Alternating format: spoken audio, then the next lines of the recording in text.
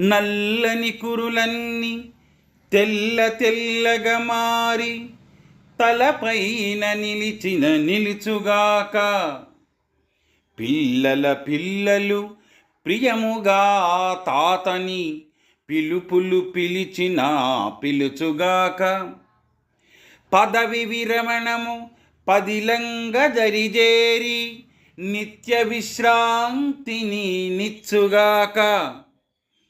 మనసు వేగమ్మును తనువు చేరగలేక చతికిలబడి కొంత చచ్చుగాక. మిత్ర బృందము వృద్ధులై మిడుకుగాక.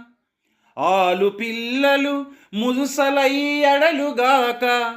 నేను మాత్రము మధ్యాహ్న భాను సమమే నేల వెలిగెదనను మాట నిజమే.